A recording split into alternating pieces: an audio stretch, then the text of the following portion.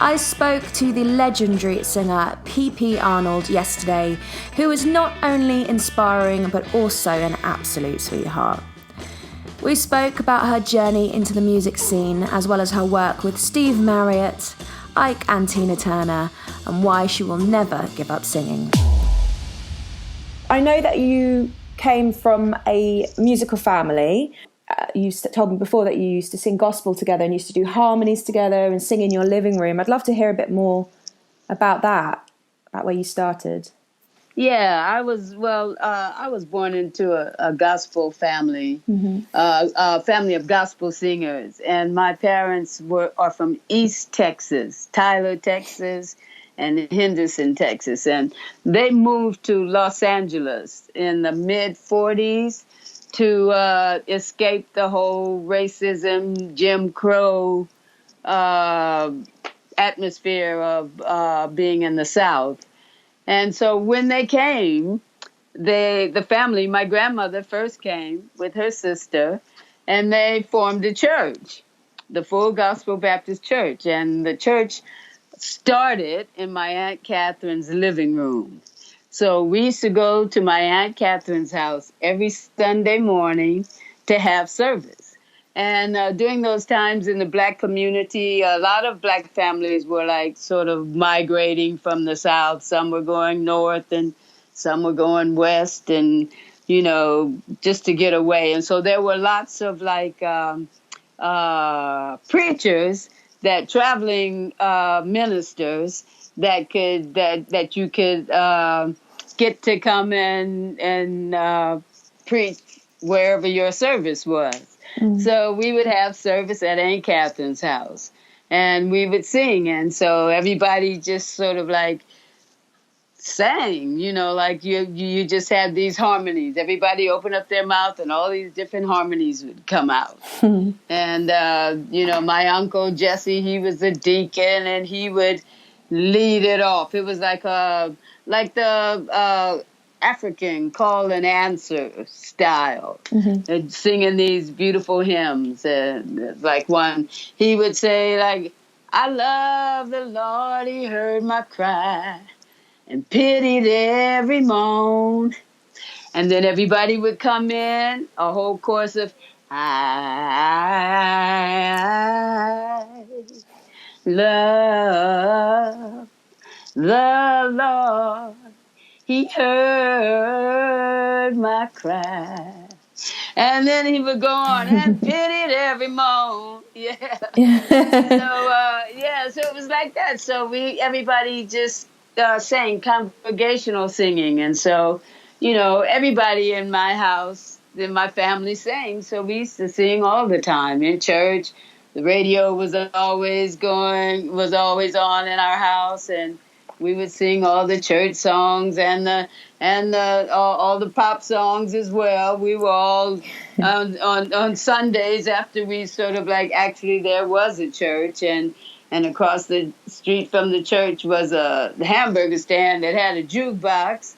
So between Sunday school and 11 o'clock service, we would be at the hamburger stand, you know, kind of singing all the Motown hits of the day until it was time to put on our robes and march into the church and sing 11 o'clock service. So yeah, I grew up singing. What an amazing combination of music it sounds like you grew up with. I mean, wow. Yeah, really beautiful. Do you remember any of the pop songs in the jukebox you used to dance to?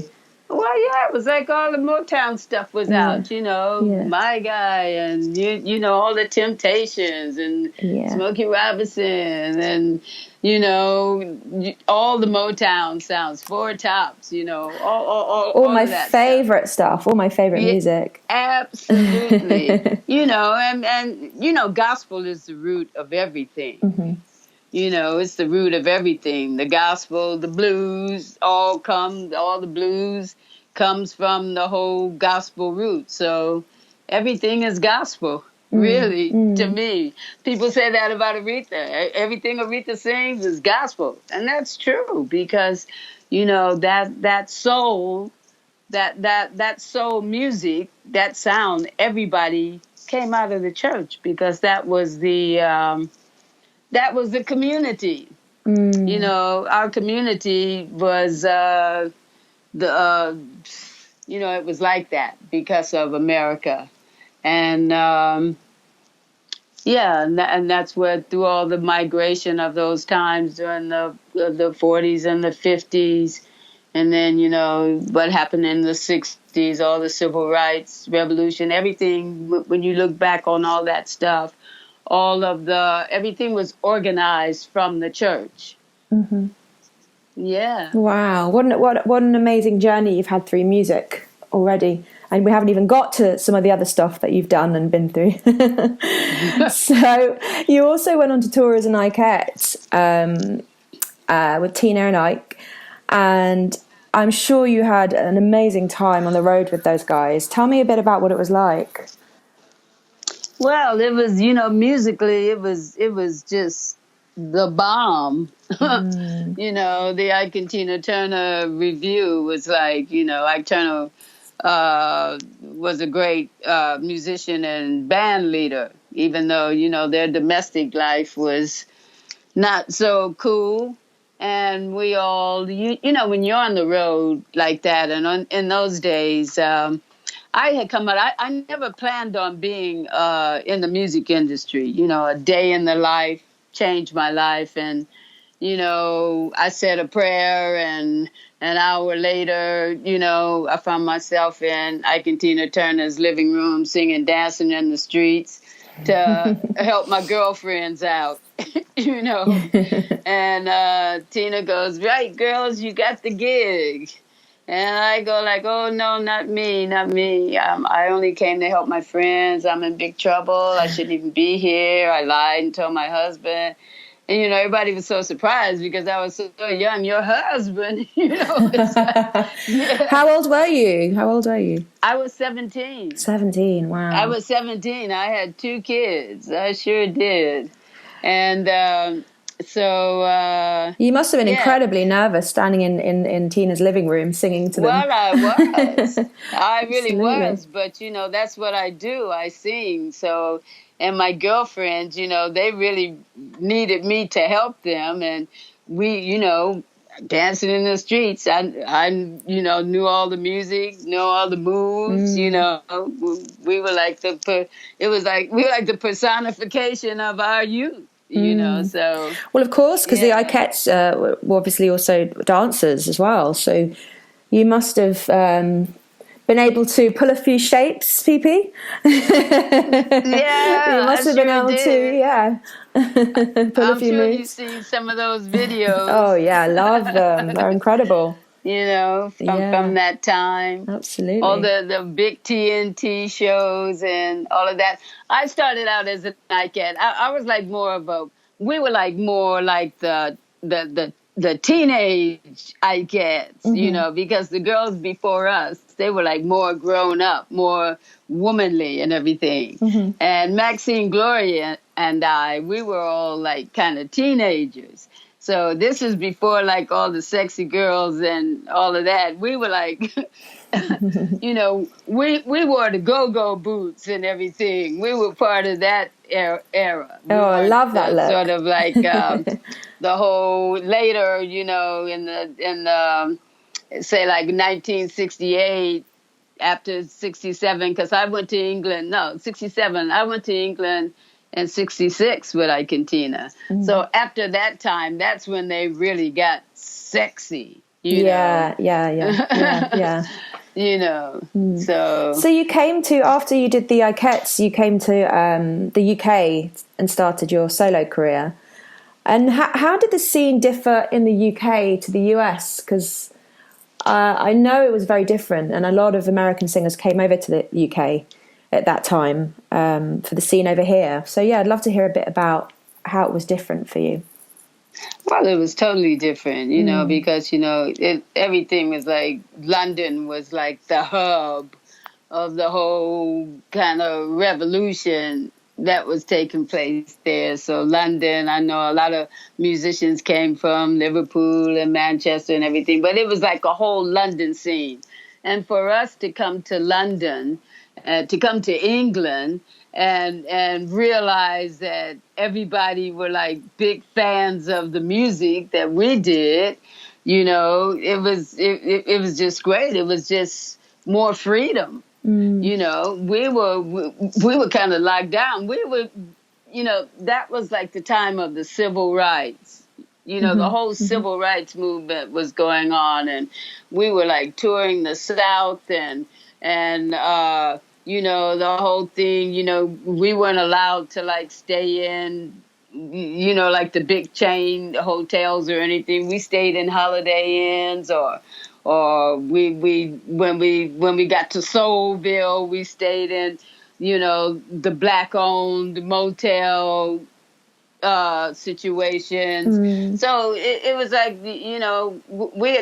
I come off the Chitlin circuit, as it was called, which was the circuit that all the black musicians played on. Everybody, from Ray Charles on down, everybody, because that was where that's where we could play and play our music, and even though people played in big hotels and things like that, we weren't allowed. You had to come in through the back door.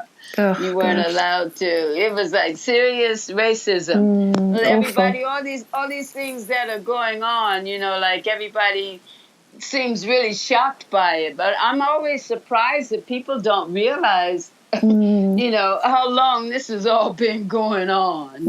Of course. It's nothing new, and it's really gone on long enough. It's incredibly frustrating. Incredibly. Yeah.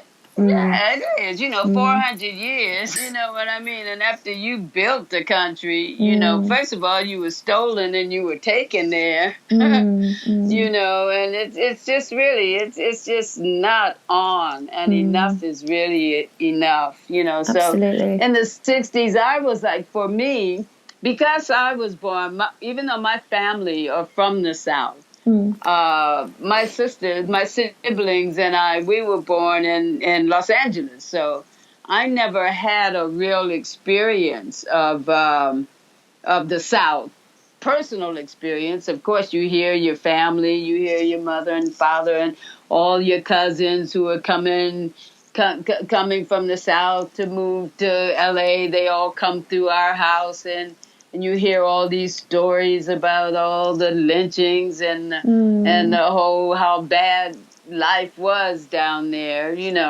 But I didn't have a personal experience until I actually became an Ikeette and traveled on the road with the Ike and Tina Turner review. Did you, when you came to the UK, did you find it a similar experience, or it was open? You know what I mean? It was like free. It was like a freedom for us. It was more of a multicultural society. You know what I mean? But it was still, racism existed in the UK as well. But it wasn't like racism in America and racism in the UK is two totally different racism. You know what I mean? Because in the States, it is in your face. Whereas in England, it was different, but it was still a multicultural kind of scene happening, because the West Indians had came and brought all the reggae and Prince Buster and those guys, they were here, but all that whole scene. So they had brought and contributed to that culture. So you have that whole reggae thing happening, and then you have the like all the black music happening as well. Everybody was into jazz and into blues, and all of that is like everybody. So they had such a respect for us. There was this respect that was so great. So there's no way that I would have been PP Arnold in America. Wow. Because I was a little girl. I didn't know anything really. I was just like an Ikeette. I became an Ikeette too because it was a job. It was an opportunity. When Tina encouraged me to not to go home that day and go with them and see the show, and I realized I got in trouble when I got home, and I realized that I had like said this prayer and my prayer had been answered. I suddenly had a way out. And so my way out of that was to be able to, out of that marriage, was to sing. And that's how I supported my children. Singing saved you. There we go. Singing is still saving me. There we go. It's powerful. It's very powerful. Oh, absolutely. You know, it's a gift. You know, I'm blessed. I'm truly blessed. You know, I was born with it. And I love it, and God has given me a gift that I can share and make people happy. Yeah. It makes me happy. You know, it's helped me survive my darkest hours.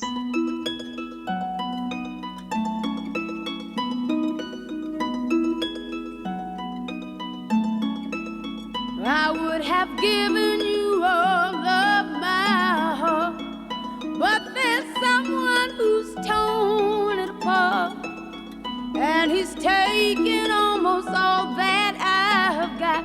But if you wanna try to love again, baby, try to love again. But I know first cut is the deepest. Baby, I know first cut is the deepest. 'Cause when it comes to being lucky, he's cut. When it comes to loving me, he's worse. But when it comes to being loved, he's first. That's how I know the first cut is the deepest. Baby, I know first cut is the deepest. I still want to bear my side, just to help me drop the tears that I've cried. And I'm sure gonna give you a try. And if you wanna try to love again, baby, try to love again. But I know, oh yeah, the first cut is the deepest. Baby, I know first cut is the deepest. But when it comes to being lucky, he's cut.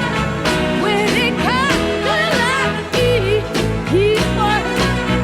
But when it comes to being lucky, he's first. That's how I know first cut is the deepest. Baby, I know first cut is the deepest. Oh,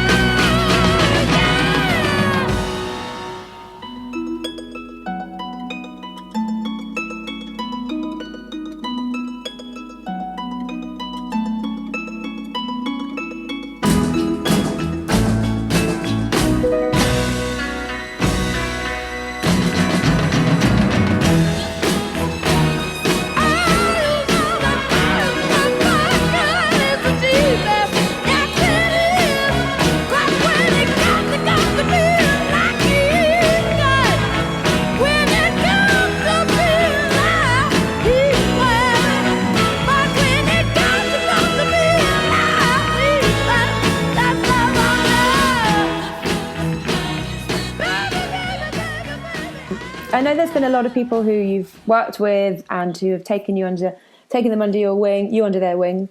And Steve Marriott is a name that comes up a lot from Small Faces, and he was a big part of your life when you met and worked together. How did you guys cross paths? Yeah, well, we were kids. You know, I mean, we were kids. We were teenagers. And we were both signed. We were signed to the same record label. The Small Faces joined the Immediate label around the same time that I signed to the Immediate label. So we were label mates, you know, who we had this whole concept of like we wanted Immediate to be like Motown, you know, where everybody like you know, wrote and wrote songs for the singers and produced the acts on that whole thing where we all work together. Mm-hmm. So that's how it happened with the Small Faces and I. I mean, we didn't, they didn't really take me under their wing or anything like that. It's like we were both on the same scene. And Steve and I, we just like hit it off, straight away because of that root, that music that he was into. His grandmother had introduced him to Ray Charles at a young age. So he was like really into that music. He was into gospel music. He was into black music, so there I was like, kind of like the real deal. We got a chance to meet and collaborate. And we just like, we just sounded great together. And we just like worked well together, and we had fun together as well. We were the Small Faces and PP Arnold. We were like the babies on the scene. Everybody else, the Stones and everybody, they were like older than us. They were like 4 to 5 years older. And I've seen some great videos of you online singing with the Small Faces, and you look so beautiful. There's one in a black and white video I've seen of you in a little dress, and you just look stunning on it. It's your voice is incredible as well. Yeah, it's such a great video. I was so shy. I was really shy in those days. Because, like I had come to, just like I became an Ikeette without any kind of, destiny kind of did that. I certainly had never planned on being a solo artist. I didn't have that kind of confidence, really. I was like really coming out of a really horrible teen scene, and I was very shy, and I had, kind of survived the Ike and Tina Turner scene, dealing with all the stuff that was going on there with Ike Turner, which was awful, and so like I was really traumatized. I was quite traumatized at that age. But singing is what saved me. So when we came to England, and it was so free, and we were having so much fun, and Mick Jagger and I became friends, and after the gigs, we used to all hang out and go to the discotheques, and we didn't have that kind of scene in America. I wish I could have come back. I want to come back in time with you and go back there. It was great, and Mick was my friend, and I think it was Ian Stewart, who was the Stones road manager. I think he was the catalyst to me, sort of like him putting suggesting to Mick and Andrew Oldham, who had the Immediate record label at the time.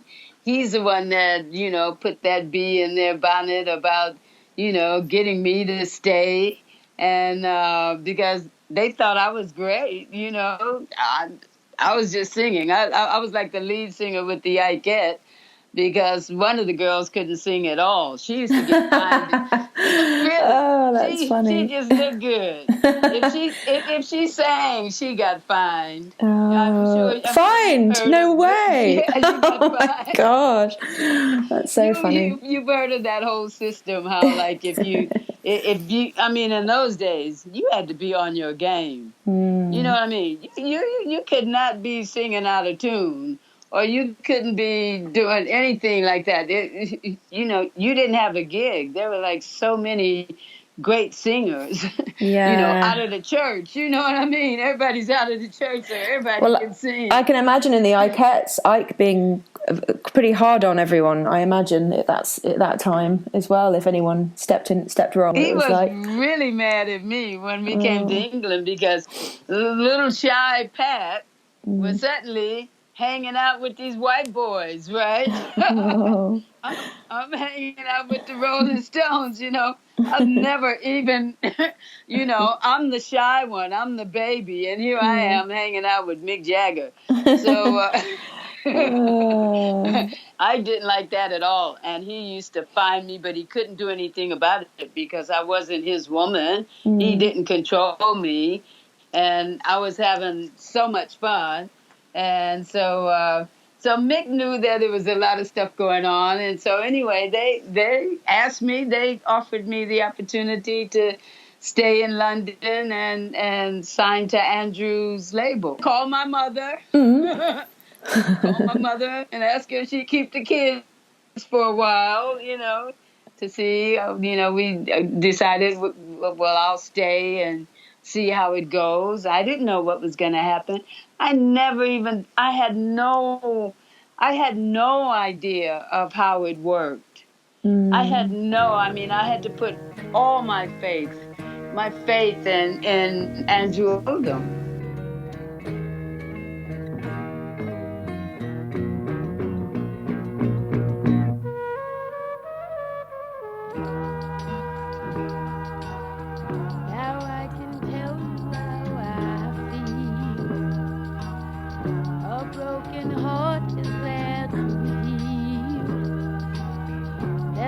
So much for me to do and to know and to be and to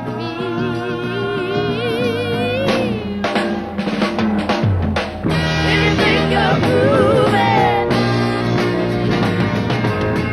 you don't even move it. There's no denying.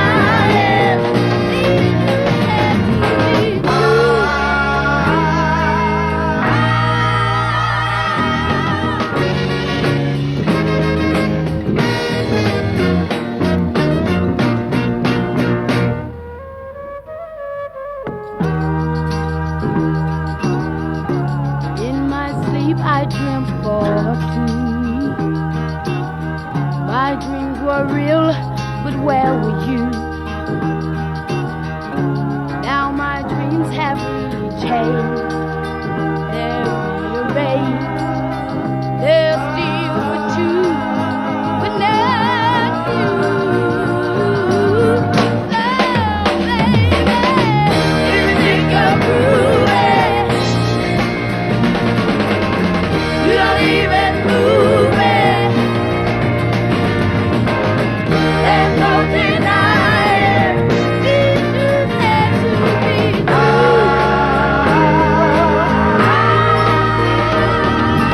Oh, you make me feel so good. Oh, dear, how I knew. Now I know what you're all about. Oh, honey, I found out. I found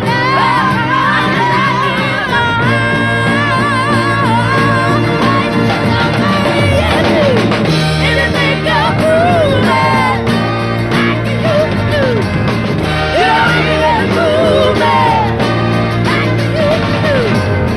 There's no denying. Baby, anything you're moving, you don't even move it, anything you're moving, you don't even move it.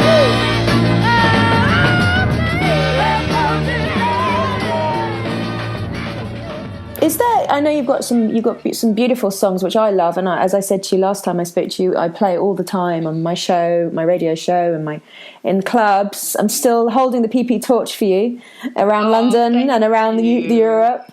But is there a song that's close to you that you've sung? Is there something that's special to you? There may not be, but is there a song that sticks out to you that means a lot? Well, you know, I mean, there's no way that I could not say that I absolutely adore First Cut is the Deepest and Angel of the Morning. You know, both of those songs, I mean, what a blessing that I got the opportunity to sing those beautiful songs, you know, and I never, ever tire of singing them. And I've sang them fast, I've sang them slow. Every variation. You know what I mean? Yeah, you know, so many, it's just the melody is just so, it depends on the musicians that I'm with, too, how I can express that song. You know, the quality of musicianship always changes how everything sounds. You know, so like, you know, like sometimes, you know, like you're doing things and everybody wants it to sound like it sounded like the record when I was like 17, you know, with 19. And but if I'm with some really amazing musicians and they're gonna play it, you know, then I can like, you know, like move into a whole nother avenue. It gets more gospel, you know, it gets more like it's like the album that I did that Eric Clapton produced. Eric Clapton really sort of like he like produced me in a way that was more like my roots, you know, because he had those great guys from the Delaney and Bonnie band that were playing, all those great musicians, and you know, so that he like brought that side of me out. Well, I'm really upset as well because it was Glastonbury this weekend just gone, No. and I was supposed to DJ and you were going to play, and I was going to run across to the Pyramid stage and see you. How are you feeling about not being able to do these festivals this summer? Are you waiting to do them next year, or Absolutely, I'm waiting to do them next year. There's nothing I could do about this year. You know, some things you don't have control over. You just have to let it go.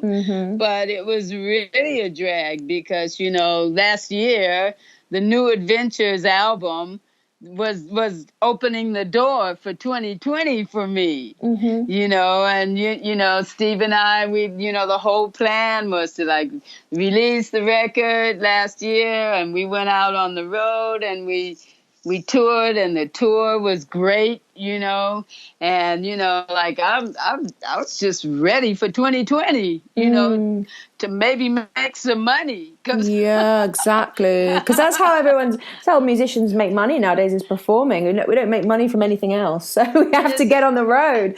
I've only ever made money from performing, really, you know, because you know, it's a drag, you know, that like all my really big hits and everything. I was like, you know, well, everybody was ripped off in the 60s, you know, but I was really ripped off for a long time. So, and then in the 70s, when all of my peers, you know, all of my peers like moved to that next level, you know, that whole sort of 70s where, you know, superstars and all of that. Well, I was dealing with a lot of tragedy and stuff like that. So, and they were like lost years for me, the 70s. And I always say, like, everybody who, you know, for my peers, everybody that's like in the higher echelon of the industry is from that period, really. You know, the majority of people, I won't say everybody, but,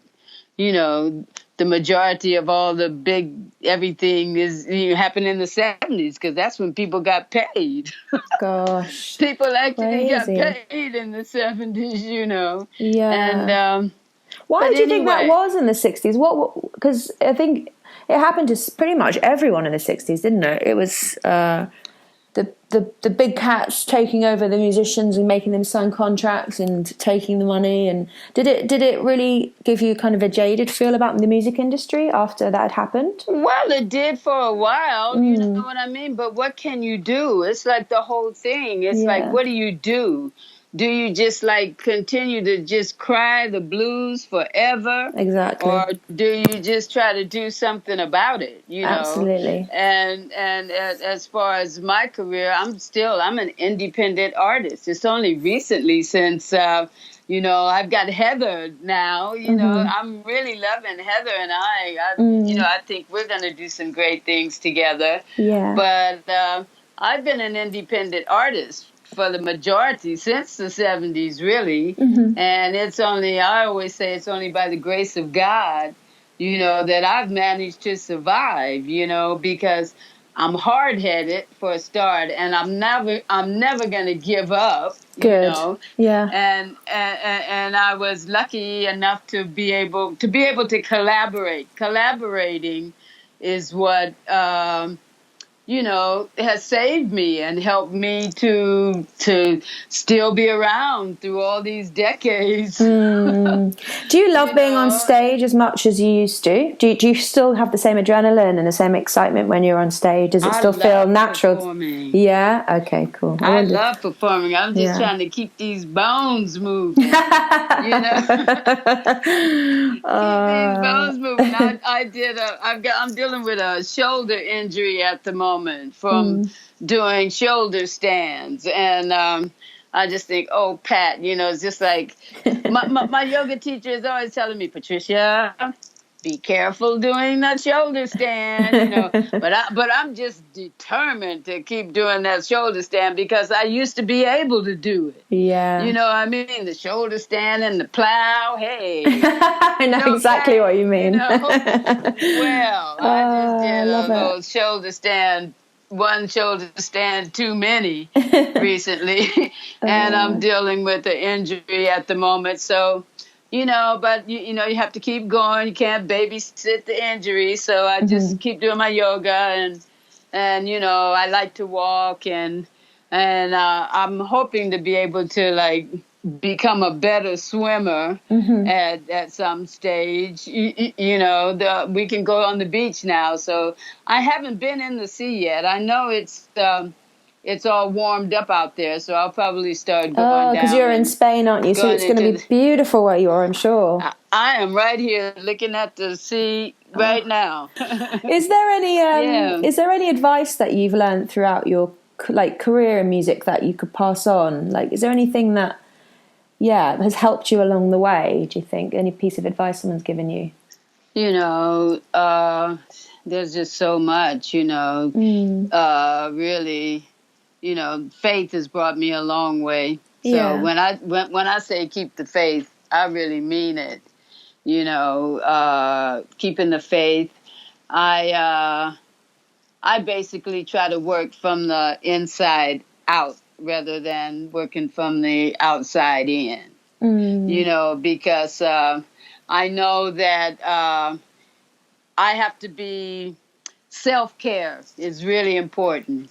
Looking after myself, keeping myself fit, keeping myself healthy, looking after yourself, always holding on to my dreams.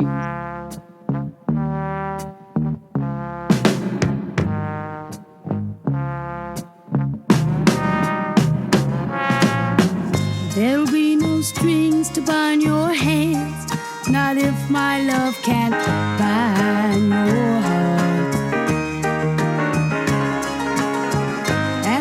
No need to take a stand, for it was I who chose to start. I see no need to take me home. I'm old enough to face the dark.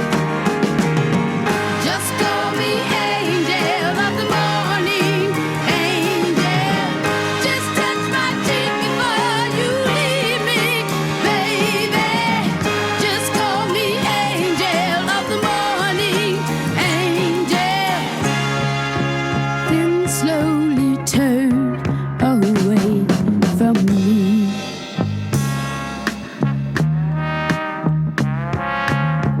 Maybe the sun's light will be dim, and it won't matter anyhow.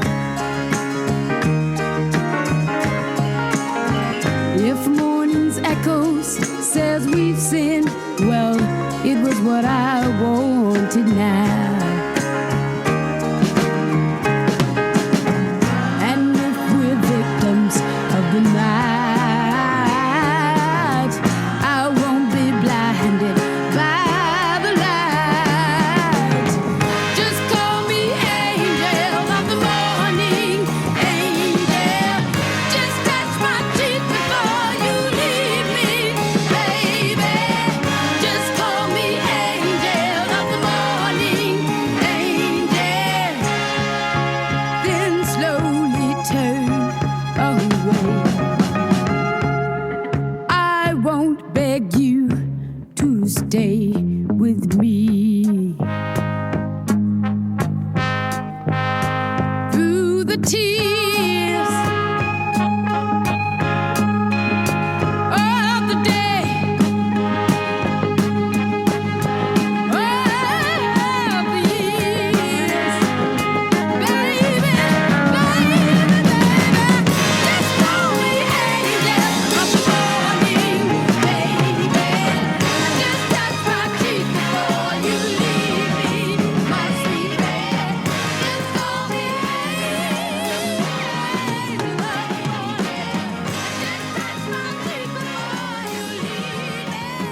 Please call me angel. A huge thank you to the truly inspiring PP Arnold.